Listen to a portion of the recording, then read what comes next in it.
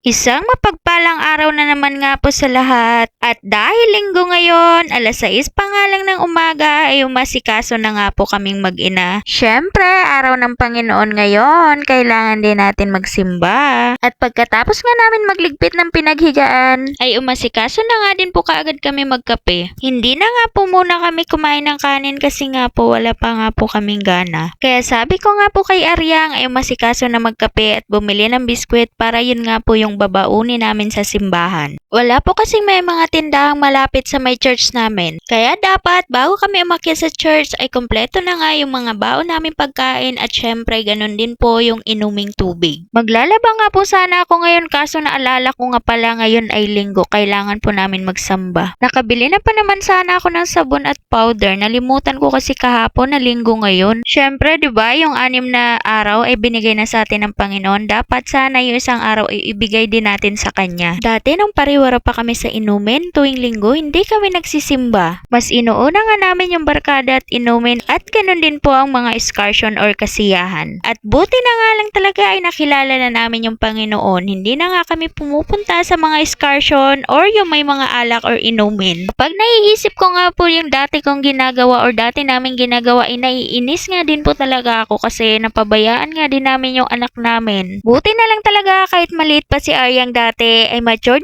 na nga yung isip niya. Siya po kasi lagi ang nagsasabi sa amin ni Papa niya na, "Pa, Ma, tama na po yung inom kasi malalasing na naman kayo." Kawawa naman si Aryang kahit gano'n na maliit pa siya ay naiisip na niya na malalasing kami. Kaya super thank you Lord talaga dahil binago nga niya yung buhay namin. At yan nga po pala ay nakaligo na nga po pala si Aryang. Nauna na nga ako naligo sa kanya. At syempre pagkatapos nga magbihis ay lumarga na nga kami. At yan nga po ay thank you sa aming pinaparkingan ng motor. Thank you po sa iyo Kuya Edie. Super bait po niyan. Wala po kayong masasabi sa kanya. At nung nandito na nga po kami sa church, syempre, naghandog nga po yung mga young kids sa ating Panginoong Diyos. Nakakatuwa nga silang tingnan kasi sa mga murang edad nila ay alam na nila ang salita ng Diyos. Kaya nagpapasalamat nga din talaga kami sa pastor namin na hindi niya kami tinigilan hanggat hindi namin nakikilala ang Diyos. Natutuwa nga ako kay Aryang kasi tuwing magsisimba nga tuwing linggo, excited siya pumunta sa church kasi nga gustong-gusto niya makita yung mga kapwa young kids niya dahil nga tuturuan na naman daw sila ng salita ng Diyos. O 'di ba sa mga ganyang edad, gustong-gusto na nila makinig or marinig yung mga salita ng Diyos na karapat dapat talagang ikalat o ipangaral sa buong mundo. Kapag kami nga ni Sister Babes yung teacher, natutuwa nga ako sa kanila kapag nagpa-practice na nga kami kasi nga todo bigay nga din sila sa paghandog sa ating Panginoong Diyos. Uwian time! O siya sige, hanggang dito na lang po muna ang aming video. Maraming salamat po sa inyong panonood. Bye!